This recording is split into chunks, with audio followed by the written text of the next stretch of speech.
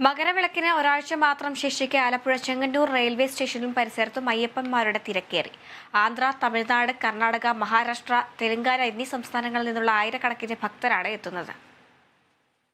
മകരവിളക്കിനോടനുബന്ധിച്ച് railway സ്റ്റേഷനിൽ തിരക്ക് കൂടി വരികയാണ്. സ്പെഷ്യൽ തീവണ്ടികളുടെ എണ്ണം റെയിൽവേ നേരത്തെ കൂട്ടിയിരുന്നു. ഹൈദരാബാദ്, ചെന്നൈ, ബംഗളൂരു തുടങ്ങിയ റൂട്ടുകളിലാണ് കൂടുതൽ സർവീസുകൾ നടത്തുന്നത്. ശബരിമലയിലേക്കുള്ള തീർത്ഥാടകരുടെ തിരക്ക് വർദ്ധിച്ചതോടെ KSRTC സർവീസുകളുടെ എണ്ണം കൂട്ടിയിട്ടുണ്ട്. പ്രതിദിനം 200 സർവീസുകളാണ് വിടുന്നത്. 70 ബസ്സുകളാണ് ഇതിനായി ഉള്ളത്.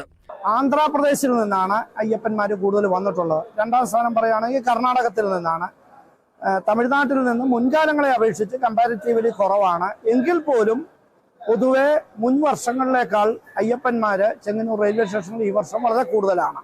ചെങ്ങന്നൂരിലെത്തുന്ന ഇതര സംസ്ഥാനക്കാരായ തീർത്ഥാടകരുടെ എണ്ണവും കൂടിയിട്ടുണ്ട്. മണ്ഡലകാലത്ത് പമ്പ സർവീസിലൂടെ 5 കോടിയുടെ വരുമാനമാണ് KSRTCക്ക് ചെങ്ങന്നൂർ ഇടത്താവളം നേടിക്കൊടുത്തത്. മുൻവർഷങ്ങളെ അപേക്ഷിച്ച് വളരെ കൂടുതൽ തീർത്ഥാടകരാണ് മകരവിളക്ക് സമയത്ത് എത്തിയത്. തമിഴ്നാട് തീർത്ഥാടകർ കുറവാണെങ്കിലും ആന്ധ്ര, കർണാടക, മഹാരാഷ്ട്ര എന്നിവിടങ്ങളിൽ നിന്നും വൻതോതിൽ തീർത്ഥാടകർ എത്തുന്നുണ്ട്. മകരവിളക്ക് അടുക്കുന്നതോടെ തിരക്ക് ഇനിയും വർദ്ധിക്കാനാണ് സാധ്യത. Kerala vision news, Alappuzha.